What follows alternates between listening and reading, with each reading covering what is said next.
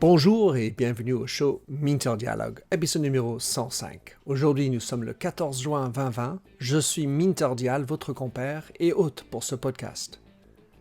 Aujourd'hui, mon invité est Alice Vacher.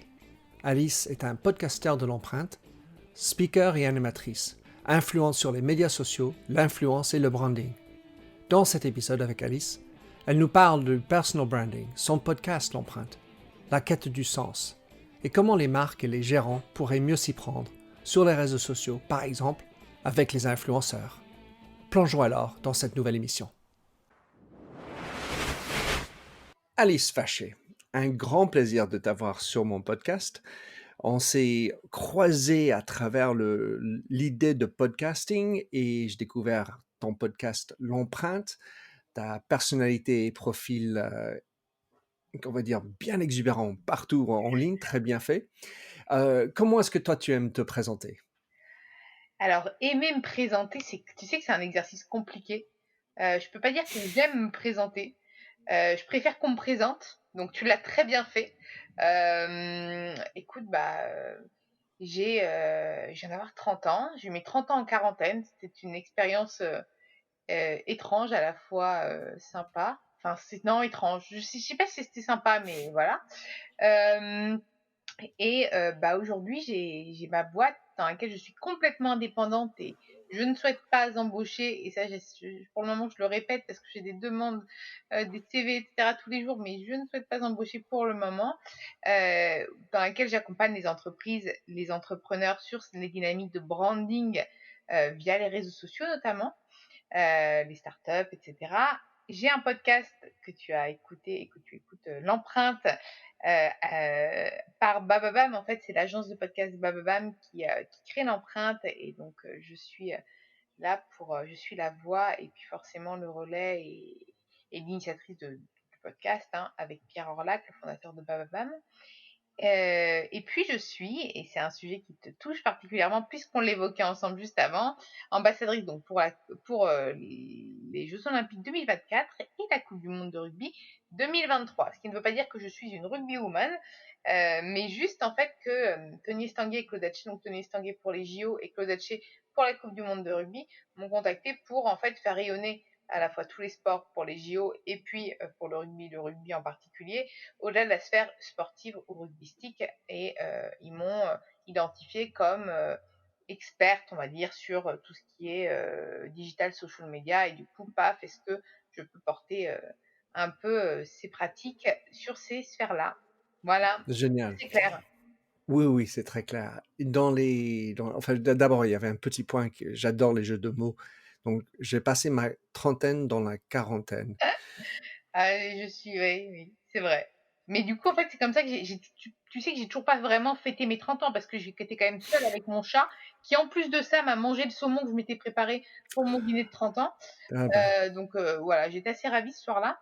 Mais non, il faudra que je rattrape ça quand même incessamment sous peu, avec de la chaleur humaine, parce que s'il y a bien quelque chose que m'a appris ce confinement, moi qui me trouvais excessivement sauvage et indépendante, eh bien, c'est que j'ai besoin de contact humain. Et donc, je ouais. trouve que c'est une jolie découverte finalement. Chouette de bien trouver la bonne nouvelle en tout ça. Tu as des mots qui t'animent. J'ai repéré la liberté, la bienveillance, l'audace. Il y a aussi enfin, j'ai envie de dire, mission, un qui est les femmes en tech, et la deuxième, la quête de sens. Est-ce que ça te convient aussi? Ah bah, je pense que même, alors les femmes dans la tech, c'est un petit peu, c'est presque une mission qui me semble euh, pas obligatoire, mais forcément, étant, tu as pu le voir, j'ai quand même une belle audience, etc., sur mes médias sociaux, et ne souhaitant pas être la femme sandwich du coin à relayer du rouge à lèvres, je profite de cette, on va dire, influence. C'est pas un mot barbare, c'est un mot qu'il faut maintenant savoir employer pour porter des messages. Et aujourd'hui, pour inspirer, on parlait ensemble en plus de l'inspiration juste Mm. avant, Et en plus de ça, j'ai fait mon MBTI et apparemment je suis inspirateur, donc j'avais envie de te dire: «Il faut que j'y aille», pour inspirer les femmes à se lancer, à oser, à continuer à se battre, et à rayonner surtout dans cet univers tech. Quand on parle de tech, on trouve ça même, et pourtant c'est un mot féminin, la tech, mais en fait, ça reste très masculin. Et encore, il y a encore une semaine, je sais pas si tu l'as vu, ce classement qui est passé sur LinkedIn, où il y a quelqu'un qui a lancé, voilà, les experts de la tech, et sur les 40, il avait mis une femme.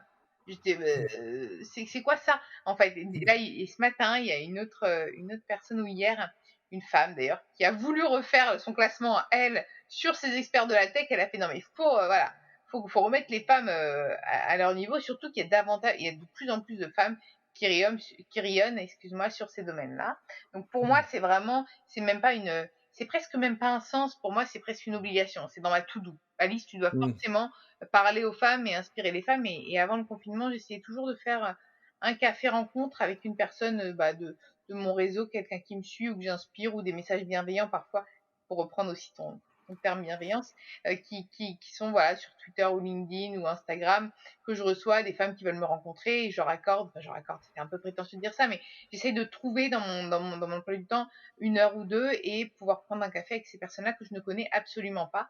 Voilà, tout simplement aussi pour parler, échanger sur nos parcours respectifs, parce que ces femmes-là m'inspirent énormément aussi, hein. Je pense que tout à chacun inspire l'autre, et moi, elles me permettent de grandir, et donc c'est hyper important. Mais je pense que l'autre sujet, qui est la quête de sens, c'est ma quête ultime, et je pense que c'est la, enfin, humblement, j'espère, c'est la quête ultime de chacun, ce sens. Ça peut Mmh. être un sens que l'on découvre, qui peut être complètement différent d'une personne à l'autre, hein. Il y en a qui, pour leur quête de sens, relève de quelque chose de personnel. Donc en fait, le travail n'a pas besoin d'avoir de sens. Moi, mon travail est fondamental dans ma quête de sens. C'est-à-dire que je n'ai jamais perçu le travail comme quelque chose, comme labeur. Souvent, quand on était petit d'ailleurs, c'était un des synonymes: travail, labeur, machin, etc. Je n'ai jamais voulu que mon travail soit un labeur. Et pourquoi? Je ne sais pas pourquoi, parce que pour moi, c'est quand même peut-être le facteur clé, d'épanouissement personnel, avec forcément aussi une vie, personnelle, voilà. Enfin, on a plusieurs piliers dans la vie. D'ailleurs, on a souvent cette image de chaise, à 4 pieds, tu sais? Et si tu as un pied qui va pas bien, bah, tu en as 3 autres pour te faire tenir. Tu vacilles un petit peu, puis si tu en as un autre qui s'en va, bah, tu en as plus que 2, et là, voilà, là vraiment, tu es bancal. Donc en fait, tu as, bon, tout ce qui est personnel, professionnel, et sur ces 4 piliers, c'est à toi de les construire, de trouver quels sont tes 4 piliers. Hem Et moi, le travail, c'en est clairement un énorme. Heu et dans ce travail, il me fallait du sens, et d'ailleurs, ça s'est vu très tôt dans mon parcours professionnel, puisque bon, au tout début, j'ai un peu fait, tu sais, le classique école de commerce, travail en entreprise, et cetera, mais je me sentais pas à ma place. Il y avait quelque chose qui me manquait, je m'ennuyais profondément, et pourtant j'avais du travail, hein, mais je m'ennuyais en faisant mon travail, et je me suis dit: «Mais c'est pas possible, il y a un problème». Et du coup, j'ai tenté plein de trucs. J'ai même été jusque chez Carrefour pour, un poste clé dans le digital, mais je m'ennuyais toujours. Et puis sur un coup de tête, j'ai proposé au directeur de la RSE, donc la responsabilité sociale et environnementale de l'entreprise, Bertrand Zwiderski, une stratégie un peu audacieuse pour communiquer sur ce qu'il faisait en matière d'écologie, en matière de RSE, sur les réseaux sociaux, donc mon expertise, sans faire de greenwashing. Et en fait, il ne pouvait pas m'engager, mais finalement, il a pris le parti de m'engager, en coupant, en fait, il me versait de son service un salaire. Enfin, j'étais déjà un espèce d'électron libre. D'ailleurs, Georges Plaça m'appelait l'infiltrée de Carrefour, quoi, la nana qui va pas rester très longtemps. Et quand il est parti, il m'a dit: «Toi, tu vas pas faire long feu». Il a pas eu tort, il est parti, et Alexandre Bompard est arrivé. Alexandre Bompard, que je salue, parce que c'est quelqu'un quand même de très bien. Mmh. Je connais. Et quand, heu, il est arrivé, je suis partie, en fait. Je me suis dit: «Bah, allez hop, on», et là, je ne suis jamais retournée en entreprise. C'est comme ça que Alors, j'ai monté ensuite mon business. il y a plusieurs choses là-dedans, là. Je voulais juste revenir sur l'histoire des femmes en tech. Car en fait, moi j'ai organisé beaucoup d'événements dans ma vie et je me suis retrouvé avec le comité: «Oh non mais il y a pas suffisamment de diversité, il faudrait avoir plus de mixité» et ensuite, ça m'est arrivé beaucoup de fois d'aller chercher l'expert qui pourrait parler et souvent ce qui pouvait se passer, c'est que, une femme ciblée va dire: «Non, non, non, mais je me sens pas expert». Alors que pleinement l'est, mais il y a toujours ce sentiment, enfin toujours, souvent ce sentiment de pas vouloir s'exposer, se montrer comme une experte parce que, Il y a ben, surtout ça me convient pas. un autre sentiment, c'est qu'elles ont le syndrome de l'imposteur. Je ne sais pas si tu connais ce syndrome? C'est qu'une femme par Bien rapport à sûr. un homme qui l'a aussi, je ne dis pas que les hommes ne peuvent pas l'avoir, mais les femmes naissent avec ce syndrome. Devoir toujours s'excuser d'être qui elles sont. Parce que la femme, normalement, I'm sorry. elle doit être une mère de famille d'abord. Sauf que c'est révolu ça maintenant. Une femme peut s'exprimer en tant que femme, sans être une mère. Donc elle peut, et même enfin, moi je sais que ma maman, petite, s'excusait souvent de devoir travailler. Elle me disait oui, mais alors c'est vrai que je suis désolée, moi je dois aller travailler. Mais pourquoi tu t'excuses en fait? Et la femme est toujours dans l'excuse, dans l'argumentaire pour dire mais en fait, est-ce que vraiment je suis légitime, je suis à ma place? Est-ce qu'il n'y a pas meilleur que moi pour s'exprimer sur ces problématiques? Au lieu de se dire tiens, on vient vers moi, c'est une opportunité, c'est une énergie, puisque la personne vient vers moi, donc il y a forcément une énergie dans cette action. Et pourquoi est-ce que justement ça ne me valorise pas, ça ne me permettrait pas justement d'être un levier activé pour progresser, m'améliorer? Et voilà. Mais non, il y a ce fameux complexe et ce syndrome sur lesquels les femmes doivent travailler et je les encourage toutes à le faire d'ailleurs. Oui, donc dans mes avancées, on va dire, j'essaie d'encourager et puis je reprends 2 mots qui te conviennent, enfin qui t'appartiennent quelque part, en tout cas pour toi, dans ta manière, la liberté et l'audace. Et l'audace, c'est de se dire: «Bon, ben, j'y vais, je vais me lancer». Al et dans le fond, parce que j'ai étudié les ouais, ça on appelle ça aux États-Unis Women's Studies. C'était mon mineur de concentration à l'université aux États-Unis et j'ai souvent donc j'ai un background là-dedans et je voyais qu'en fait, très souvent, la femme amène une entièreté à tous ses propos. Mmh. Tandis qu'il y a un cloisonnement qui se fait chez l'homme, enfin donc tout ça, des grosses généralisations, qui permet de isoler l'aspect expert et ne pas vouloir toucher à l'aspect personnel, qui, par exemple, peut dire: «Je suis père de famille, je suis, autre chose», enfin, donc d'autres identités. Mais souvent, lui, il n'ose pas intégrer ça dans son discours, tandis que très souvent, et je prends le cas de Kara Swisher qu'on a eu sur notre, événement, la semaine dernière, elle parle de ses enfants, elle parle du fait qu'elle est lesbienne, Bien sûr, dans un cadre business. bien sûr. Et très, très souvent, la femme, ce que je pense être vraiment une distinction, agréable, amène ce côté personnel dans sa vie professionnelle, tandis que l'homme il est tout content de parler de l'expertise, mais enfin, pas touche le reste. Qu'en penses-tu? Je suis entièrement d'accord avec toi. Et d'ailleurs, ma boîte s'appelle Alice Co, hein. On peut pas faire plus exposition. En fait, je suis entièrement d'accord avec toi. Et en plus de ça, enfin, par contre, je l'audace, tu vois, pour revenir là-dessus, j'ai beaucoup de personnes qui font «Oh, mais comment tu fais? Comment tu l'as travaillé?» et cetera. Alors en fait, à l'inverse de pas mal de personnes, je suis une audacieuse née. Et moi, mes parents essayaient de me c'est un mot un Mmh. peu fort, mais de me brimer, de me dire: «Alice, ça on ne dit Mmh. pas, ça on ne fait pas». Je suis, tu sais, un bulldozer bienveillant. J'arrive, je fonce dans le tas. D'ailleurs, ça m'est déjà arrivé même de façon dans la forme, c'est-à-dire qu'en ski, à un moment, je devais rejoindre un groupe et j'ai foncé dans le tas. Voilà, j'avais 10 ans. Bah, c'était déjà Alice, quoi. C'est pas fait exprès, mais bon, bah, voilà, vraiment le bulldozer.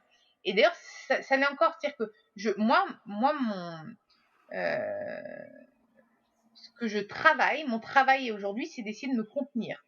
Voilà. Donc c'est l'inverse. C'est que non mais tu vois, et en fait on est fondamentalement différents. Donc quand les personnes me font oh là là, mais comment tu arrives à oser, c'est génial, tu peux me donner des astuces. Mais en fait, je ne sais pas donner des astuces. Moi, limite, c'est donne-moi tes astuces pour savoir ne rien dire, me clouer le bec, etc. Donc, on est différents. On est juste tous fondamentalement différents. Il faut savoir sortir de sa zone de confort à des fins utiles et savoir aussi s'améliorer sur d'autres. Moi, je dois apprendre la diplomatie, le fait d'écouter. D'ailleurs, le podcast m'apprend énormément à écouter, à être attentive, une écoute attentive, pas juste une écoute pour rajouter quelque chose derrière, parce que ça peut être très mal vu, tu vois. Mais je suis encore toute jeune, mais tu vois, il faut apprendre et s'améliorer. Donc, en fait, oui, et moi, je suis l'exemple parfait qui illustre ce que tu dis. La fille qui va raconter toute sa life au milieu de son business. Hmm. Mais du coup, donc moi, ça sert forcément au fait que bah, du coup, tu as une communauté qui te suit parce qu'elle te suit pas uniquement pour le produit ou le service, elle te suit pour Alice. Alice Vacher. Ouais, C'est bizarre de dire ça, ça me dirait que je me dédouble, mais je pense que tu comprends ce que je veux dire.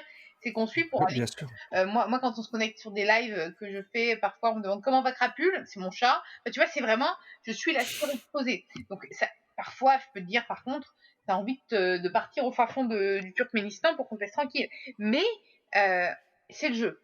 Mais du coup, ça donne du relief, en fait. Tu enveloppes ton business par d'autres choses. Et, euh, et moi, je trouve que c'est une force pour beaucoup, bien utilisé, ça s'appelle du branding. Avant, quand on parlait de branding, il y a le mot brand. Et toi, tu es en plus tu es anglais, donc tu comprends bien. On parle de marque. Aujourd'hui, on parle de personal branding. C'est-à-dire que chaque personne doit se marketer. Peut se marketer et entre nous doit se marketer.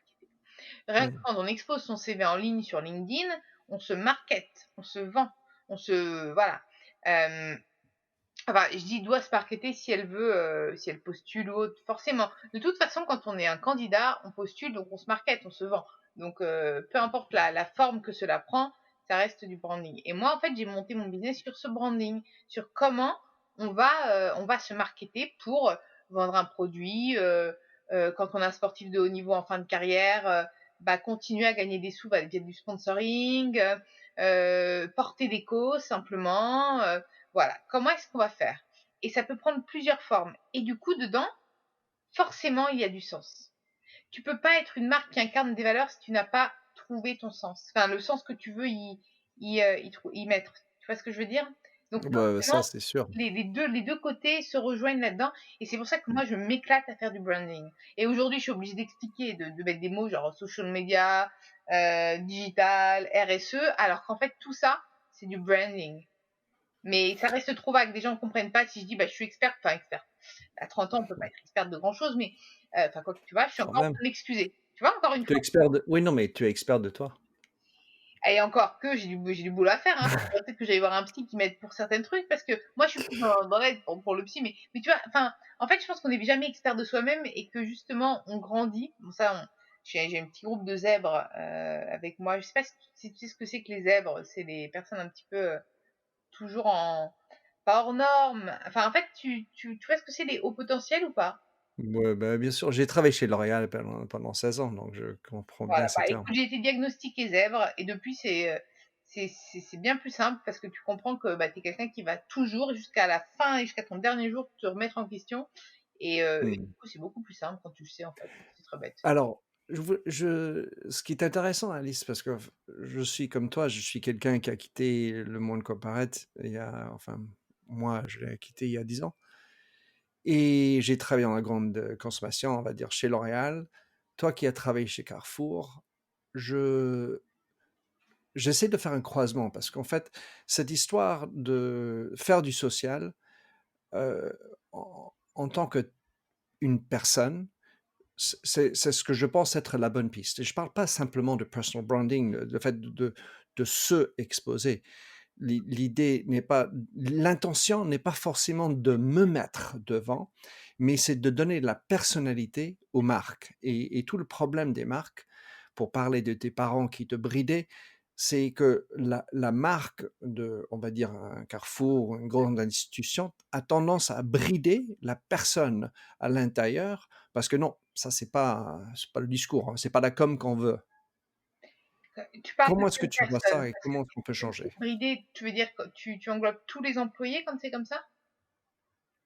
Ou juste En les gros, oui, PDG? enfin, disons, quand tu as ton profil que je connais, je vois ta personne, tu l'exprimes en entreprise. Moi, j'ai comme discours de me dire que si tu as 50 000 employés, tu devrais avoir 50 000 profils de gens qui peuvent parler librement.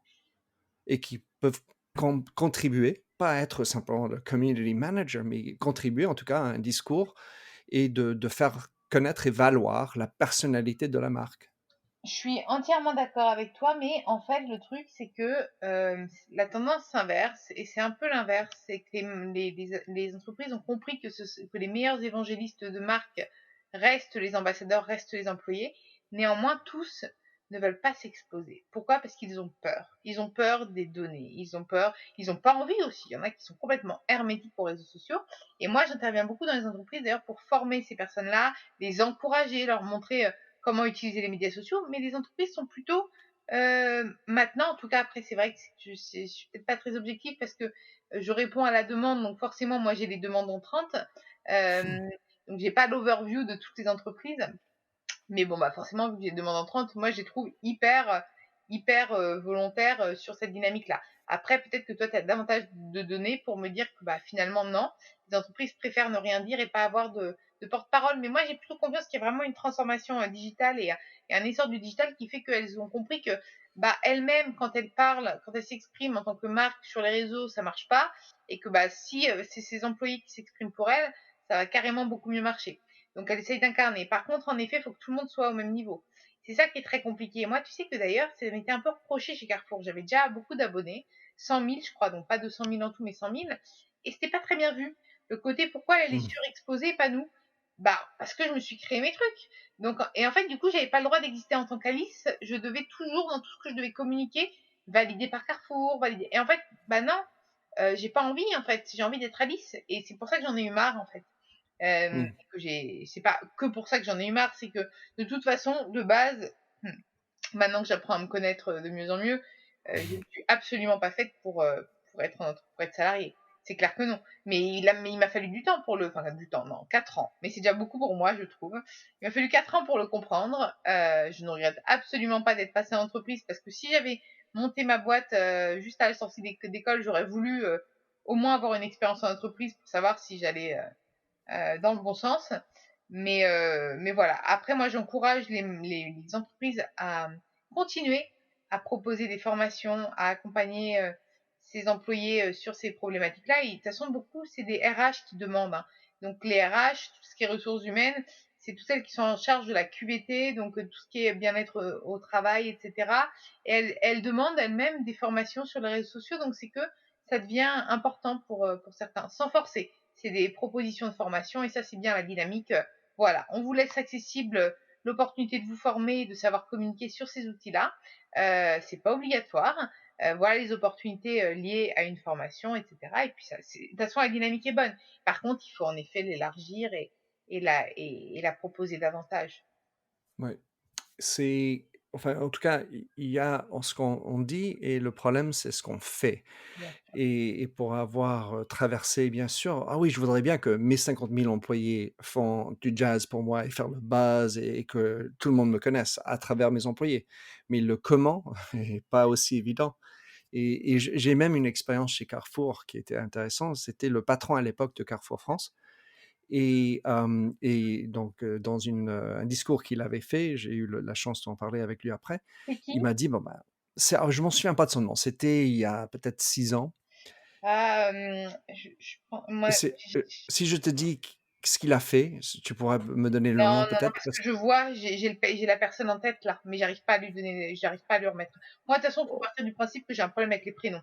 C'est-à-dire que si tu m'appelles Georges dans 5 minutes, je ne fais Ouais, pas mon ma femme ah pareil. mais je ne sais pas ce qu'ils ont fait mes parents, mais il manque ces neurones-là, moi, hein. Définitivement, j'ai un problème de prénom et pourtant je peux te dire des trucs Eh improbables ben, et les prénoms impossibles. tu as d'autres empreintes dans le cerveau. Mais donc ce patron, il avait dit: «Moi, j'en ai ras-le-bol, chez Carrefour, il y a personne qui suit, leur compte Instagram et cetera» et il s'est lancé en faisant un site, donc un propre profil personnel autour de sa passion qui était la photo, avec, en noir et blanc et il a baptisé quelque chose comme Nikon, 92, un truc comme ça et il s'est retrouvé avec beaucoup plus de followers sur son compte perso de Ça m'étonne photographie pas. noir et blanc que, le Carrefour du groupe et à travers, et puis, la petite histoire, c'est que j'ai découvert après, c'est que c'est sa fille qui l'a aidé à comprendre, bien sûr, parce que généralement, l'Instagram est pour moi un endroit beaucoup plus fertile féminin. Et en tout cas, voilà, il a découvert, il a montré sa personnalité à travers ses photos où il a eu vraiment, c'était joli et ça m'a fait plaisir de le suivre. Et donc, Il faut je partir vois que du Carrefour. principe qu'un compte, enfin, peu importe le réseau social, tant qu'il n'est pas incarné et qu'il n'y a pas un humain derrière que l'on voit, il ne sera jamais aussi suivi qu'un compte incarné. Et c'est comme ça. C'est juste comme ça. C'est d'ailleurs pour ça que moi, toutes les marques que j'accompagne, je conseille souvent aux entrepreneurs ou de désigner quelqu'un qui sera le porte-parole. Quand on voit le site français Guillaume Gibault qui incarne complètement le site français qui explose, Justine de Respire, c'est pareil. Il faut incarner. Pourquoi? Parce que c'est une personne, on va pouvoir s'identifier à une personne. On ne peut pas s'identifier à une entité froide. Même quand tu regardes Michel et Augustin ont créé deux petits personnages qui sont incarnés. Ça peut même être parfois des, oui, bah, des personnages comme ça ou des petits bonhommes ou tu vois ou des animaux.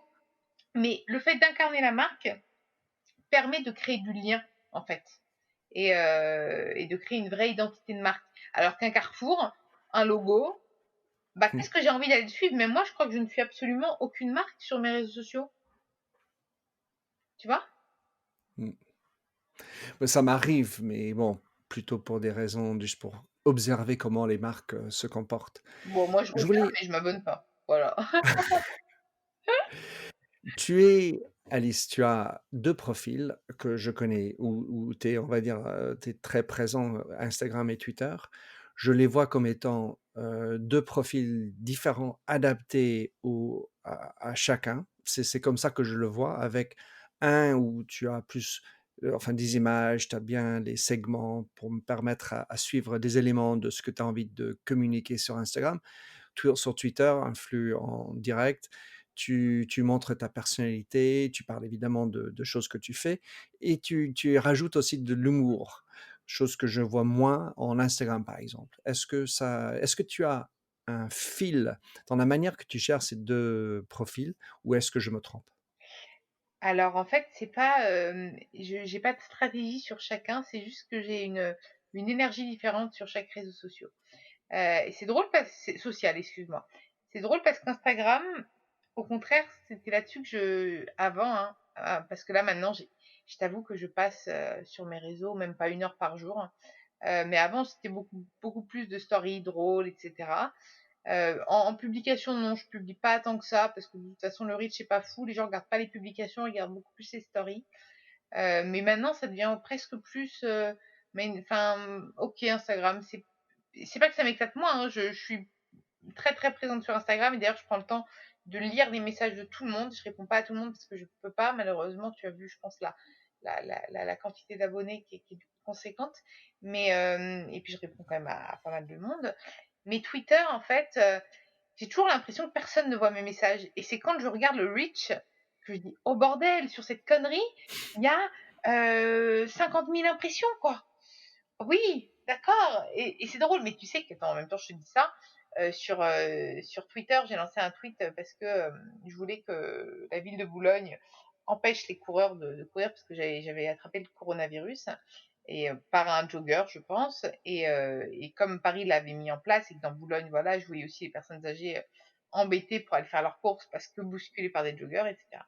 Le soir, c'était passé, donc déjà, toute la ville de Boulogne s'est abonnée à mon compte Twitter et tout. Donc là, encore une fois, tu vois, quand c'est comme ça que tu as quand même de l'influence.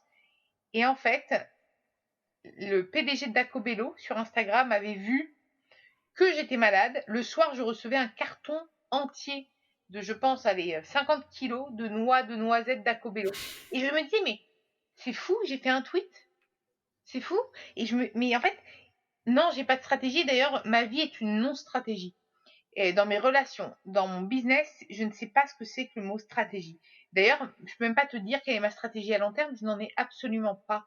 On me surnomme souvent la Pocahontas du business. Je vais là où le vent me porte. Et pareil sur Twitter ou Instagram, c'est très drôle, mais typiquement, hier, je devais communiquer, parce que je me donne quand même un calendrier quand je dois communiquer sur des événements, sur le live que j'anime tous les mardis soirs sur Instagram. Du coup, je commence à faire la story sur Instagram et je devais faire Twitter et LinkedIn dans la foulée. Sauf que je sais pas, je suis allée cuisiner, j'ai fait 2-3 trucs. Je me suis posée, j'ai complètement zappé. Et ce matin, en prenant mon café, du coup, j'ai tweeté, j'ai fait. En fait, je me mets aucune pression. De toute façon, je trouve que la pression, déjà, j'aime pas le mot, je trouve ça moche, Mm. n'a pas lieu d'être. Ça ne sert à rien. Et puis, s'il y a un loupé, il y a un loupé, et c'est pas pour ça que c'est grave, en fait. Je pense qu'il faut être hyper bienveillant. Je repense encore au terme que tu disais, mais aussi avec soi-même. Pas que envers les autres, il faut aussi l'être avec soi-même. Parfois, tu n'as Mm. aucune envie de travailler avec quelqu'un, tu ne sais pas pourquoi. Bon, tu vas clairement être diplomate et juste refuser la prestation, sans lui dire j'ai pas envie de travailler pour toi, bah, tu dis juste que t'as pas le temps ou autre, mais et ben juste tu t'écoutes quoi. Et dans la façon de gérer ces réseaux sociaux, c'est la même chose. Il y a des jours où je peux absolument avoir aucune envie de communiquer et je ne le fais pas. Voilà. J'ai zéro. C'est vrai que quand tu as autant de personnes, tu vas aussi avoir, malgré toute la bienveillance, des méchants, des gens qui peuvent te dire des méchancetés. Il faut savoir s'abriter aussi de ce genre de choses parce qu'à un moment donné, ben, tu es Ça une prend, mais personne. moi, je t'avoue, j'ai beaucoup de chance. J'ai quand même vraiment une communauté qui est bienveillante parce que je pense que je m'expose pas tant que ça. Je sais pas si c'est ce que Mhm. je veux dire. J'expose plus de l'humour. Donc, il y a enfin, un peu, et puis c'est de l'humour qui est pas, je prends pas trop, je montre pas mes Ouais. positions politiques, etc. Je ne parle pas de ça. Je fais de l'humour un peu facile, tu vois, enfin, le truc sympa. Par contre, là, on parlait des femmes, mais moi, les plus durs avec moi, c'est pas les hommes, c'est les femmes. La jalousie, Bien- c'est quelque chose qui est quand ouais. même très compliqué à gérer. Parce que je ne comprends pas, quand tu n'as rien fait ou quand tu n'as pas été sur les plates-bandes de quelqu'un, pourquoi tu suscites de la jalousie. On parlait d'inspiration. Moi, il y a des femmes qui me fascinent. Il y a des femmes qui m'inspirent, tu vois, que je rencontre quotidiennement, qui m'inspirent. Je ne suis pas dans la jalousie. Si je trouve que certaines choses sont mieux, enfin, sont différentes et qu'elles peuvent m'apporter quelque chose, je vais m'en inspirer pour progresser, mais je vais pas la jalouser. Je trouve que c'est un sentiment stérile, la jalousie. Se dire juste, ouais, mais du coup, j'ai pas envie. J'ai beaucoup de femmes, d'ailleurs, sur Instagram, j'ai beaucoup de femmes qui sont abonnées et aucune n'a jamais aimé une seule de mes photos Instagram. Mm. Bah oui. Voilà. Enfin, il y a ce genre enfin, je retrouve ça beaucoup plus parmi les hommes cette idée de liker, c'est presque une démonstration de faiblesse. Mais ça, c'est Et drôle. J'adore ton point de vue masculin et le point de vue féminin. C'est vrai. Pour les hommes, c'est une faiblesse. Les femmes ont le like facile. Et d'ailleurs, oui, même dans les relations amoureuses, souvent, et j'ai des copines qui font: «Oh, mais il like même pas mes photos». Mais en fait, pour toi, c'est une évidence d'aller liker sa photo, mais pour lui, pas forcément. Et je pense que dans les comportements sur les réseaux sociaux, il faut aussi savoir que l'homme reste un homme, la femme reste une femme. ouais. Et j'ai envie de dire, sans invoquer une religion, Dieu merci. Hem, j'ai une dernière question, avant que le temps s'éclipse. Et c'est pour les marques. Aujourd'hui, j'aurais voulu parler beaucoup plus, avec toi là-dessus, mais tu es quelqu'un qui est arrivé à avoir, enfin, un profil très bien en ligne, tu es reconnu comme influenceur. Tu es ambassadrice de ces 2 événements incroyables. Mais pour autant, enfin, en tout cas, donc tu dois être approché tout le temps par les marques, et j'ai l'impression qu'ils s'y prennent vraiment beaucoup mal en termes d'approche. Parce qu'ils veulent le tweet, ils veulent le machin, parce qu'ils se disent que, ben, ça va m'apporter du business. Quelle consigne donnerais-tu aux marques qui, sans on peut dire forcément aller approcher Alice Vacher, peut-être, mais comment mieux faire des approches et intégrer les influents dans leur stratégie à eux? Bah, tu sais quoi? C'est leur montrer de l'intérêt déjà. C'est moi, je ne fais tu l'as bien vu, je ne fais pas de partenariat et quand j'en fais, c'est gratuit, je veux pas être une femme sandwich comme je le dis souvent. Ça m'est déjà arrivé d'en faire du payant vraiment quand les marques ont du budget, hein, clairement, pourquoi ne pas se servir, hein, soyons honnêtes. Mais par contre que sur des produits dans lesquels je crois, mais c'est surtout l'approche. Oui, je me fais contacter, mais moi là, la dernière d'ailleurs, qui m'a et avec laquelle j'ai même pris le temps d'échanger, et pourtant ils ont honnêtement aucun budget, s'était renseignée sur tout mon parcours, elle avait regardé mes interviews. Je sais que ça prend du temps, hein, mais du coup, Oui, elle m'avait sorti des punchlines que j'avais sorties et j'ai trouvé ça super mignon. J'ai lu son message, c'était un message bien construit, qui était pas du tout le message type qu'elle avait balancé à 36 influenceurs. où elle m'avait même dit: «Oui, alors je sais que tu es une audacieuse, voilà, écoute, j'ai l'audace de te contacter, je te dis tout de suite, j'ai pas de budget». Et donc en fait aussi, elle s'est adressée à moi parce que je pense qu'elle avait vu ma personnalité, qu'elle s'était dit: «Cette nana, de toute façon, elle fait pas de payant ou de enfin voilà, ou ce serait hors de prix, donc allons-y au culot». Et malheureusement, il faut aller au-delà d'un community manager ou d'une agence de RP machin.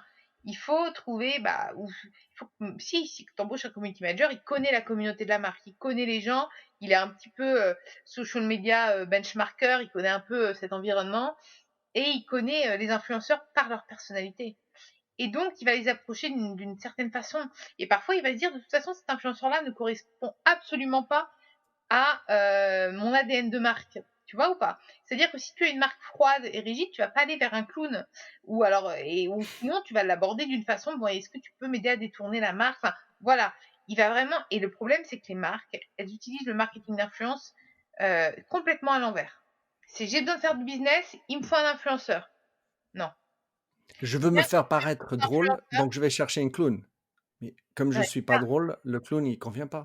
Oui et puis surtout, c'est: «J'ai un coup de cœur pour cet influenceur, j'ai envie de bosser avec lui. Je ne sais pas pourquoi». Et ça, tu sais quoi? On parle d'énergie et dans le business aussi, on en parle. L'influenceur, il le sent. Quand il est harcelé de messages, il sent la marque qui a vraiment envie de bosser avec lui, tu vois? Et tu as même La des marques chimie. qui ont pas de budget et qui arrivent à en trouver et du coup, l'influenceur refuse à la fin, en se disant: «De toute façon, ça me fait plaisir». Tu vois? Enfin, en fait, il faut pas croire et bien sûr, plus l'influenceur va ah oui, et puis ça, c'est de toute façon, c'est un bon signe. Plus le prix va être excessif, plus tu vas savoir que le mec a aucune envie de bosser pour ton produit. Oui, Il a juste exact. envie de te faire du business. Oui. Par contre, il faut aussi savoir que c'est pour certains, ils en vivent. Donc pour certaines marques qui ont les budgets, il faut investir parce que c'est leur métier. Donc c'est comme si tu demandais à un, je sais pas, un postier d'aller poster le courrier gratuitement. Bah non, Bien voilà. sûr. Il faut aussi parfois, proposer des vrais contrats de confiance sur du long terme, ou lui dire: «Bah voilà, tu me balances une story, un one shot, voilà». Bah non, ça n'a déjà aucun intérêt en matière, de ROI, de retour sur investissement et de 2, c'est pas dans la durée. De toute façon, l'inbound marketing, ce marketing de signaux faibles se fait dans la durée, donc il faut des ambassadeurs qui soient vraiment à long terme avec les marques pour que ça marche. Donc, un, il faut se connaître et savoir qui on est pour bien approcher l'autre. 2, il faut faire ses devoirs pour comprendre bien qui est l'influenceur Faire exactement ce que tu as fait avec et moi. l'adéquation. Et la troisième, c'est, Regarde travailler une relation à la long terme. façon dont tu m'as abordée, même pour faire le tu sais quoi? Tu as fait la marque là, pour être tout à fait honnête. Pourquoi? Parce que je suis beaucoup demandée pour faire des podcasts. Comment est-ce que toi tu m'as demandé? Tu t'es intéressée à mon profil. Tu m'as parlé. Juste avant, bon, on a un peu galéré sur la logistique, mais tu t'es intéressée et bah, du coup, j'ai eu envie de te répondre à ton podcast. C'est très bête, hein? Et pourtant, j'ai des demandes de podcasts et d'ailleurs, il y en a qui tu vas peut-être attirer des jalousies parce qu'il y en a plein qui arrivent pas à faire un podcast, mais et je dis pas ça, je dis ça tout en, c'est de l'humilité, Je hein, comprends. je c'est pas du tout, mais c'est parce que tu es ton propre exemple de comment est-ce qu'on aborde bien un influenceur. Voilà. Je te remercie pour ces gentils mots, Alice. C'est quelque chose que j'essaye toujours, enfin, dans ma manière, j'ai 55 ans, j'essaye d'apprendre en faisant et de faire ce que je dis. Et bah, en vrai, tu le Parce fais très, très bien et j'étais vraiment ravie d'échanger avec toi dans ce podcast. Ça fait plaisir, Alice. Comment est-ce que quelqu'un peut, alors qui ne te connaît pas, c'est possible encore, te suivre, connaître, aller chercher ton podcast par exemple, et par ailleurs se connecter avec toi? Bah, il peut me suivre sur, bah, Instagram, Twitter, LinkedIn, où il a envie de me suivre, pas Facebook par contre. Il y en a plein qui essayent de rentrer en contact avec moi sur Facebook. Oui, Je n'accepte pas, c'est vraiment un réseau que je veux rester, bah, qui reste personnel et d'ailleurs j'ai plus de 1000 personnes qui sont abonnées à strictement rien parce que je ne oui. fais rien, enfin, c'est pas Following, mais pas voilà, c'est connecté. pas c'est dommage pour eux, ça n'a pas d'intérêt et puis, bah, surtout et que retrouver l'empreinte, ils tapent l'empreinte Bababam ou l'empreinte Alice Vacher, ils trouveront, le lien, la plateforme qui leur permettra, d'écouter. Il y a Spotify, Deezer, Podinstall, il y a plein de plateformes qui permettent d'écouter l'empreinte et ils sélectionnent, le profil qui les inspire. Ils sont pas obligés de tout écouter, ils peuvent mettre pause, reprendre, voilà. Puis même me Ouais. laisser des commentaires, pour échanger des retours, même s'il y a des choses qui leur déplaisent et il y a pas de souci, je suis vraiment ouverte au dialogue. Je prendrai jamais négativement. Tu vas arriver à ton année anniversaire bientôt sur ton podcast, j'ai vu. Et oui, Je mettrai 19 juin. C'est bientôt. Je vais mettre tous ces liens, évidemment, Alice Vacher, etc., dans les show notes. Et je voulais dire, juste terminer sur un point qui est ce que tu as évoqué sur Facebook. C'est souvent sur LinkedIn, et c'est quelque chose que je prêche.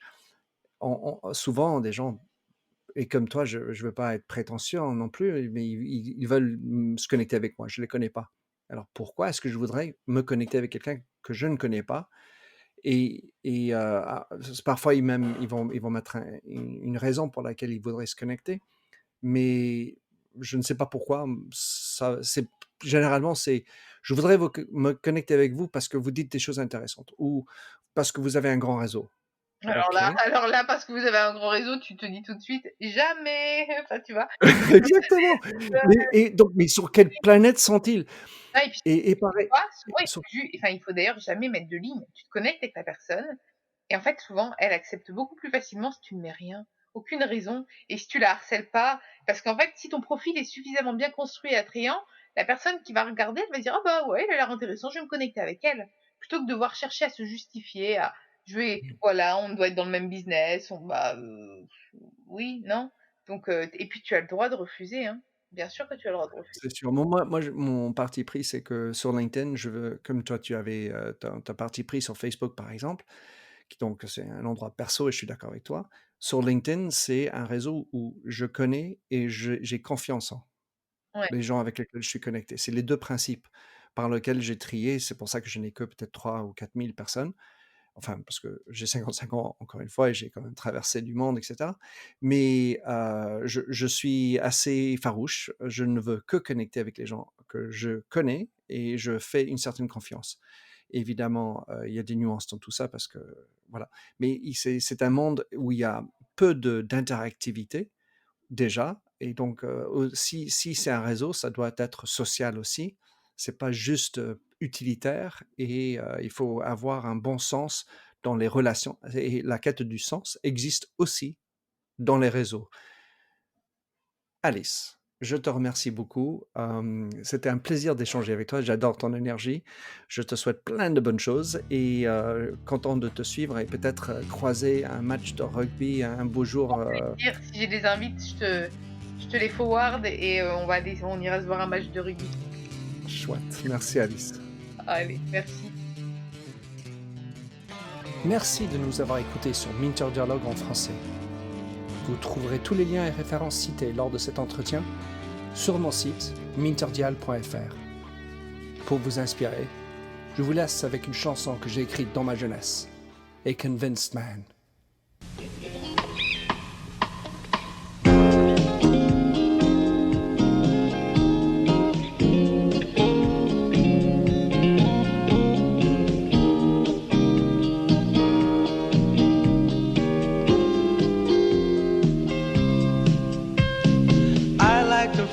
A stranger tucked around me, precipitating the danger. To feel free, trust is the reason. Still, I won't toe the line. I sit here passively, hope for your respect, anticipating the thrill of your intellect. Maybe I tell myself there's no use in me lying. I'm a convinced man, building an urge.